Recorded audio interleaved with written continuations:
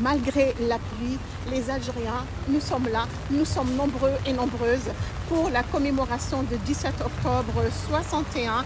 Aujourd'hui, c'est la 63e anniversaire de la manifestation sanglante, la manifestation de 17 octobre 61.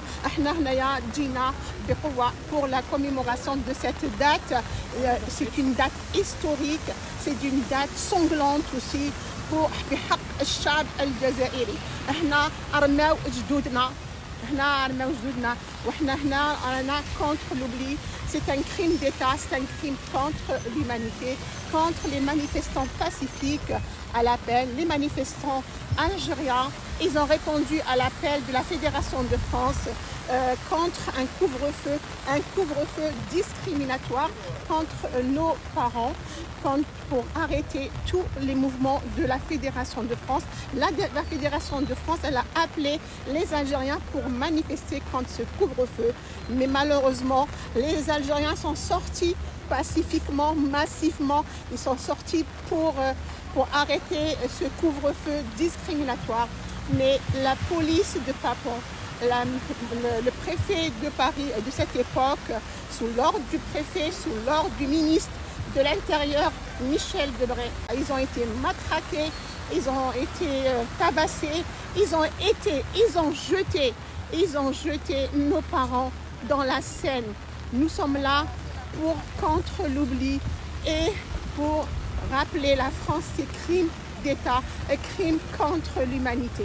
C'est une manifestation pacifique. Pour cette manifestation. La lutte du peuple palestinien.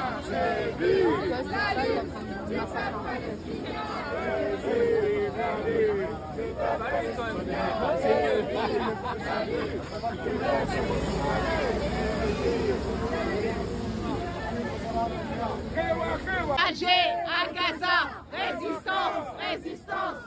Alger à Gaza, résistance, résistance. Alger à Gaza, résistance, résistance. De Alger à Gaza, résistance, résistance. Alger à Gaza, résistance, résistance. Oh là là, la pluie. Résistance, résistance. Alger à Gaza. الله يرحم الشهداء، المجد والخلود. Alger à Gaza. تحيا الجزائر.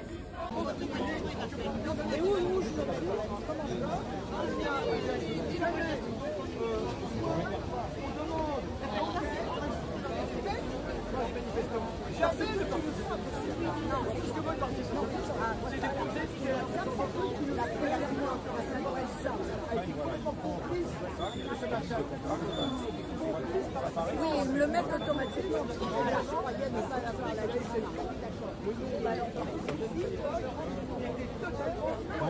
SFIO était le premier parti parmi les pieds noirs. La SFIO était le premier parti parmi les pieds noirs en Algérie et était totalement lié à l'Algérie française. D'ailleurs, un certain nombre de militants SFIO sont passés à l'OS, ne l'oublions pas. Il y a eu une collusion entre la SFIO, les socialistes et le pouvoir colonial extraordinaire. On ne le dit jamais assez, ça. C'est un fait précis. Le Parti communiste était bien sûr dénonçait la guerre en Algérie, c'est bien, demandait la paix, mais n'a jamais demandé l'indépendance non plus. Il faut être aussi précis là-dessus. Ouais, le Parti communiste, et je le dis devant n'importe qui, le Parti communiste, bon, n'a jamais demandé. Alors, c'est bien déjà de demander la paix. D'ailleurs, le Parti communiste a même à l'époque réprimé beaucoup de jeunes communistes qui refusaient, qui appelaient à la désertion, qui se couchaient, de jeunes communistes qui se couchaient sur les voies ferrées, qui emmenaient les trains d'appelés, qui se couchaient sur la voie, refusaient d'être enrôlés. Les jeunesses communistes ont été, bien sûr, beaucoup plus héroïques que le parti par lui-même, hein, faut le savoir. Et certains ont été réprimés. Et c'est à cette époque que le Parti communiste a vu des milliers de militants quitter le Parti communiste, déserter le Parti communiste, dégoûtés qu'ils étaient par la direction. Dégoûtés qu'ils étaient par la direction du Parti communiste. Ça, il faut le savoir aussi. C'est le moment où le Parti communiste a perdu énormément de militants. Mais beaucoup sont partis. Alors, pour le Parti socialiste, je l'ai dit, des gens comme Rocard ont quitté le Parti socialiste, écœurés par l'attitude et la position du Parti socialiste, et ont fondé le PSU, le fameux PSU. Et d'ailleurs, c'est grâce à ce même Michel Rocard que l'on doit une autre chose extrêmement importante, c'est la révélation des camps de regroupement qu'il y avait en Algérie. Vous savez, peu de gens savent qu'il y a environ 9 millions de ce qu'on appelait les musulmans d'Algérie à l'époque. Sur les 9 millions, 1,5 million, entre 1,5 million et 2 millions, selon le rapport de Michel Rocard, ont été mis dans des camps, dans des camps absolument terribles. C'était vraiment des camps absolument terribles. Alors, qu'on peut vraiment qualifier de camps de concentration.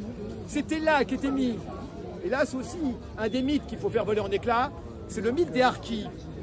C'est la France qui fabriquait les harkis. Et l'immense majorité des gens qui étaient harkis, alors, ont été forcés de devenir harkis. Ça, c'est quelque chose qu'on ne sait pas.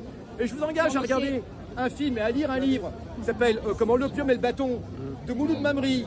Et le film éponyme qui a le même nom, où on voit bien cette fabrique des harkis. Ça veut dire que tout village en Algérie qui refusait de collaborer et qui refusait de devenir harki, justement, tout village était détruit. Il était détruit au mortier, les gens avaient 15 minutes pour évacuer le village. Et ensuite, on le détruisait au mortier. Donc, beaucoup de villages qui étaient situés surtout sur la ligne de crête, parce que c'est une histoire de géographie aussi. La ligne de crête était la ligne de crête, donc les sommets, était le lieu d'une opposition entre l'ALN et l'armée française. Conquérir les crêtes, vous en doutez, c'est un moyen de contrôler une vallée, etc. Donc, ce qui fait que beaucoup de ces villages des lignes de crête étaient le jour occupés par l'armée française, mais la nuit était le lieu où le FLN était comme un poisson dans l'eau. Hein. Ils venaient récolter la peau révolutionnaire, ils savaient tout ce qui se passait, s'informaient, etc. Et donc, on le voit bien dans le film d'ailleurs, l'opium et le bâton, on voit que quand l'armée française se rendait compte qu'il y a des villages continuait à travailler avec le FLN la nuit. Donc voilà, on lui posait le dilemme. Soit maintenant, on vous donne des armes, et quand vous voyez des militants du FLN qui arrivent, vous leur tirez dessus. Si vous refusez, le village est détruit. Et c'est exactement ce qu'on voit dans le film L'opium et le bâton. Et on a 15 minutes pour évacuer le minimum, 15 minutes, et ensuite le village est détruit au mortier. Eh bien, beaucoup de ces villages ont préféré collaborer et donc devenir harkis, plutôt que de voir le village détruit, et surtout toute la population déportée dans ces camps, véritables camps de concentration, qu'on appelait les camps de regroupement, qui étaient effroyables, parce que dans ces camps de regroupement, il y avait des casemates, barbelés, etc., on était gardés. C'est un lieu aussi où les soldats venaient violer les femmes algériennes, ces camps de regroupement, où les gens étaient astreints au travail forcé pour pouvoir manger. On leur faisait empirer les routes, refaire les routes, etc. C'était la condition. Et dans le vent des Aurès, absolument, et dans d'autres films algériens, on voit très bien cela. Ces camps de regroupement, c'est des grandes questions cachées de la guerre d'Algérie. 1,5 million à 2 millions sur 9 millions, c'est énorme. C'est énorme. Et combien qui sont morts là-bas? Beaucoup sont morts, parce que c'était des lieux où effectivement il n'y avait aucune prophylaxie, où il n'y avait aucune hygiène, le typhus a frappé, des épidémies, manque de nourriture. Manque de nourriture. Donc comme d'habitude, on le voit malheureusement à Gaza actuellement, le manque de nourriture entraîne aussitôt les maladies, les épidémies. Ça va ensemble malheureusement. Et c'est ce qui se passait déjà. Voilà. La question que je pose, c'est quand donc vont-ils cesser de tuer des Arabes? Quand donc vont-ils cesser de tuer des Arabes d'Algérie en Palestine, au Liban? Quand donc l'Occident massacreur, l'Occident génocidaire, qui ne sait rien faire d'autre que massacrer les peuples du Sud, va-t-il cesser enfin de massacrer ces peuples du Sud? C'est absolument ignoble. Quand donc la conscience humaine va-t-elle prévaloir sur les génocides? Depuis 1492, oserais-je dire. Depuis 1492. C'est cela qui est ignoble. Et ce qui est terrible, c'est qu'on soit obligé, comme nous le faisons ce soir, simplement de venir dire des petites évidences dans des conditions pas du tout optimales, avec un écho si réduit. Et on dira encore, on vous parlera encore tout à l'heure à la télévision, hein, des méchants terroristes palestiniens, bien évidemment. C'est effroyable ce qui se passe dans ce monde d'aujourd'hui. Effroyable. Où va-t-il ce monde? Voilà un petit peu ce qu'il faut absolument dire. et dire aux jeunes générations, nous devons lutter pour un monde humain, Et c'est pareil pour d'autres questions, pour la question des sans-papiers, pour toutes ces questions qui nous animent. Quand donc ce monde va-t-il enfin comprendre que cette terre est faite pour tous, tout simplement. On ne demande pas la Lune. On ne demande pas la Lune. Et c'est surtout l'Occident, monsieur. Ben, c'est l'Occident. Parce que le monde en Asie, ça bouge. En Afrique, ça bouge. En Amérique du Sud, ça bouge. Il n'y a qu'en Occident. Oui, vous avez tout à fait raison. Je devrais préciser, quand donc les maîtres du monde, l'Occident, ceux qui s'appellent, comment on dit, communauté internationale, disent-ils. Communauté internationale.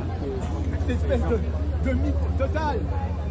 Qui sont les impérialistes, en fait, les dirigeants impérialistes, les impérialistes, le système impérialiste, avec à leur tête les Américains, avec à leur tête l'Amérique, État génocidaire s'il en est.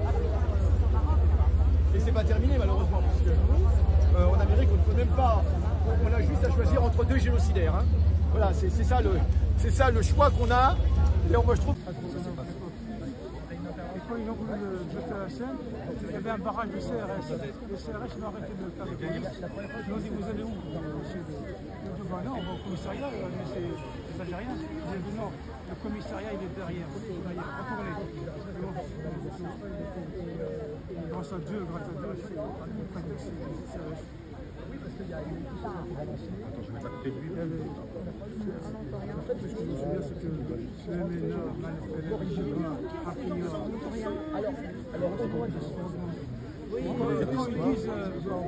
nombre de morts qu'il y a eu en 61, tout est faux.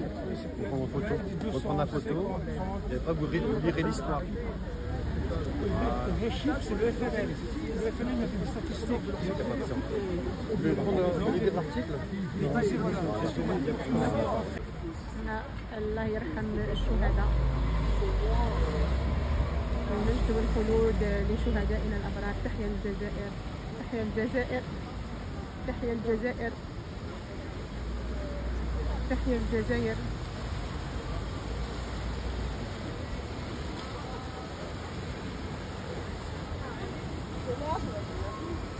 Allora, si fa fare che Dio